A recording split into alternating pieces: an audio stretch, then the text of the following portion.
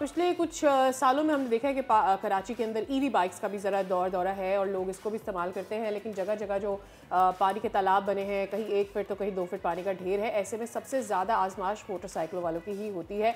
अब इस बरसते मौसम में क्या सिचुएशन बन रही है? कोई बाइक राइडर्स जो हैं उनके लिए ये कैसा एक्सपीरियंस रहा है in comparison to the bikers जो कि फ्यूल बाइक इस्तेमाल कर रहे हैं? उन्हीं की ज़बानी सुन लेते हैं बाइक है एग्जैक्टली, उनसे ज़रा जान लेते हैं कि हाउ वाज देयर एक्सपीरियंस। ये मेरी अल्फा 125 है। ये कराची की मूसलाधार बारिश है, सही है। और इस मूसलाधार बारिश में ये सैलाबी सूरत हाल देखें आप। और इसमें मेरी अल्फा 125 मज़े से चल रही है। वालेकुम सर, ये अस्सलाम वालेकुम भाईजान, मैंने बाइक आपकी 3 महीने पहले ख़रीदी थी। माशाल्लाह परसों पूरा दिन बाइक चली है। इवन मैं सारा फैसल लकी स्टार से मलिर हाट तक गया हूँ। गाड़ी 4000 तकरीबन गाड़ियाँ बंद थी, मेरी गाड़ी चलती रही, कोई इशू नहीं हुआ। तो माशाल्लाह अच्छी चली। लोगों ने अप्रिशिएट किया, लोगों ने मुझसे पूछा कौन सी गाड़ी है, कहाँ से ली। मैं वक्तन बताता रहा उनको, और मैं कल भी पूरा दिन चलाई है। आज मैं कंपनी ये तो में लोगों के थे तासुरात कि उनके लिए ईवी बाइक कैसी रही है। लोगों के मिथ्स भी होते हैं, परेशान भी होती हैं। हमारे साथ खुद मौजूद हैं हुमा खटक साहिबा जो कि CEO हैं अल्फा ईवी टेक्नोलॉजीज़ की। उनसे बात कर लेते हैं। अस्सलाम वालेकुम ma'am, a very very good morning to you. अच्छा हुमा, वही वाली बात जो मेरे जहन में भी आती है when I think of EV and Karachi की बारिशें और यहाँ की सड़कों की सूरत हाल, कि क्या होगा अगर मेरी बाइक रोड पर चली जाती है? क्या ये बिजली से चलने वाली बाइक बंद हो जाएगी? इसमें पानी चला गया तो क्या स्पार्क हो जाएगा? क्या कोई धमाका हो जाएगा? ये मेरी परेशानी है। सो आपके कुछ यूजर्स की वीडियोस तो बड़ी फ्लोट कर रही हैं, बताइएगा ज़रा हमें इस हवाले से। Quite honestly, Sadia, like I told you earlier as well, हमने बड़ी एक्सटेंसिव इसकी टेस्टिंग की हुई थी। बल्कि मुझे याद है जब हम इनिशियली टेस्टिंग कर रहे थे तो मैंने अपनी प्रोडक्शन टीम को बुला के कहा, उन्होंने कहा जी हमने टेस्ट कर लिया है, हमने शावर करके देख लिया, हमने उसमें चला के देख लिया। मैंने कहा नहीं, एक तालाब बनाओ, उसके अंदर डाल दो उसको, and I want to see how it works. But quite frankly actual testing होती है जब आप कस्टमर के साथ या कोई चलाने वाला हो और वो रोड पे जा रहा हो। Yes, we had a lot of bikes on the road and hardly any problems reported. Quite frankly, मेरे लिए भी ये जो है ना बड़ा फ़ख्र का एक मकाम था, और एक एक्चुअल टेस्टिंग का रिज़ल्ट जिसको आप कहते हैं ना कि ख़ुद से 10 out of 10 फील हुआ। So people didn't have any problems. You saw what the rains were like. बारिशें कितनी थी कितनी नहीं थी, लेकिन अल्हम्दुलिल्लाह हमें कस्टमर्स ने ख़ुद अपनी वीडियोस भेजी, बिकॉज वीड आस्क्ड देम कि बताइएगा कि बारिश में क्या होता है नहीं होता है। तो वो पेट्रोल बाइक्स और बाकी ट्रैफिक सारी रुकी हुई थी और वो चलते हुए जा रहे थे। जो खुशी उनके चेहरे पे थी वो हमारे लिए सबसे अच्छा ठीक है हुमा साहिबा, एक तो ये कि मैं आपसे ये ज़रूर पूछना चाहूँगा कि हुकूमत उस पर सीरियस है, what's the subsidy policy in this, और दूसरा ये कि मेंटेनेंस वगैरह इसकी कितनी होती है इन बाइक्स की? क्या लो कॉस्ट है, हाई कॉस्ट है? Please go on.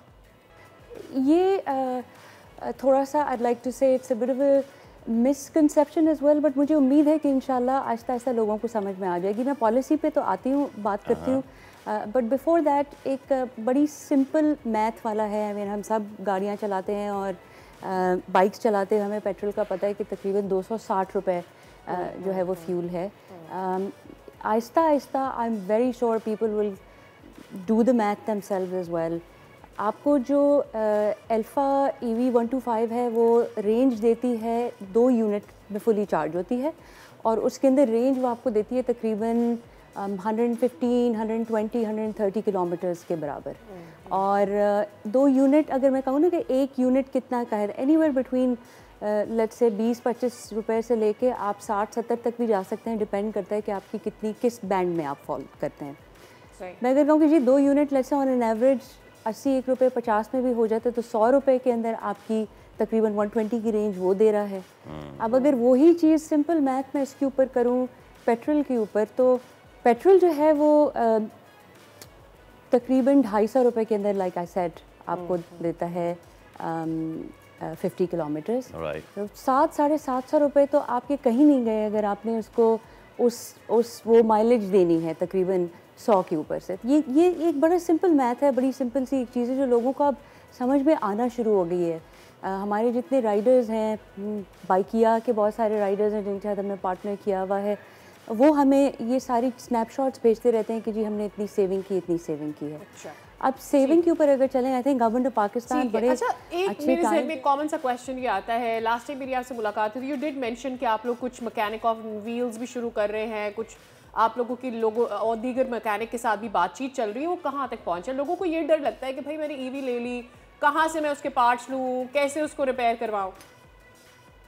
I think that's so yes, that was one of the things जो बहुत सारे लोगों का भी कंसर्न था कि जी अगर मैं इसको ठीक कराने के लिए जाऊंगा तो मैं कहाँ जाऊंगा।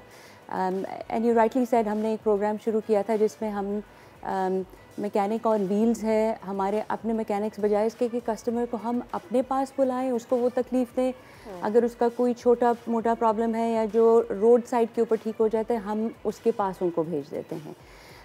साथ में लाइक आई सेड कि अगर किसी वजह से उसका प्रॉब्लम बड़ा हो जाए, 24 घंटे से ज़्यादा हो जाए, लेकिन मैं हमेशा हम आपस में टीम में भी बात करते हैं, लोगों से भी बात होती है, लोग जो है ना ये बाइक सजाने के लिए नहीं लेकर आते हैं, उन्होंने अपना रोज़मर्रा का उसके ऊपर काम पे जाना है, किसी ने बच्चे को छोड़ने के लिए जाना है। अब आप मुझसे बाइक लेके बैठ गए और आपने कहा कि जी 3 दिन तक आपको बाइक नहीं मिलेगी, अगर ये प्रॉब्लम आपको आता है, तो उसको एड्रेस करने के लिए वी हैव मेड श्योर कि अगर कोई ऐसा प्रॉब्लम आता है तो हम अपने कस्टमर्स को रिप्लेसमेंट बाइक देते हैं।